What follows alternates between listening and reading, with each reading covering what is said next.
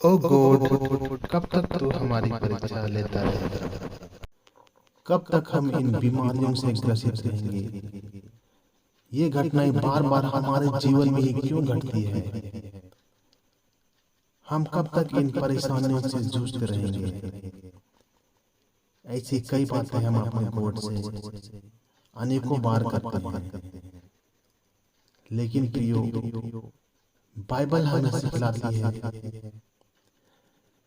याकूब पहला अध्याय का 13 और 14 पद में हम पाते हैं, जब किसी की परीक्षा हो तो वह यह ना कहे कि मेरी परीक्षा परमेश्वर की ओर से होती है, क्योंकि ना तो बुरी बातों से परमेश्वर की परीक्षा हो सकती है और ना वह किसी की परीक्षा आप करता है, परंतु प्रत्येक व्यक्ति अपनी ही अभिलाषा से खींचकर और फंसकर परीक्षा में पड़ता है।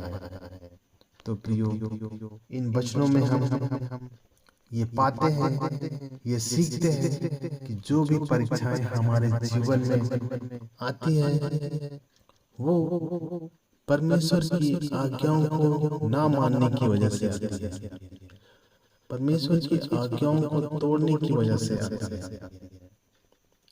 अतः जब भी हमारे जीवन में परीक्षाएं आती है, कठिनाई आती है, परेशानियां आती है, तो यह हमें समझ जाना चाहिए कि हमने अवश्य ही परमेश्वर की आज्ञाओं को तोड़ा है, और ये हमें एक सीख देती है कि आगे को हम उनके आज्ञाओं को ना तोड़े और उनके इच्छा अनुसार, उनके आज्ञा अनुसार हम अपने जीवन को व्यतीत करें।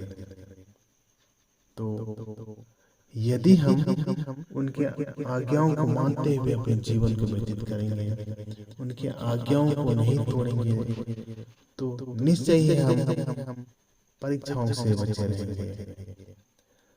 अतः जब भी हमारे जीवन में परीक्षाएं आती हैं, तो हम अपने परमेश्वर से अपने किए हुए पापों के लिए, जाने अनजाने में अपने किए हुए गलतियों के लिए क्षमा मांगे और निश्चय करें कि आगे इस प्रकार की गलतियां ना करें, तो परमेश्वर हमारे पापों को अवश्य क्षमा करेंगे। परमेश्वर इन वचनों पर बहुत आयत से आशीष दे। आमीन।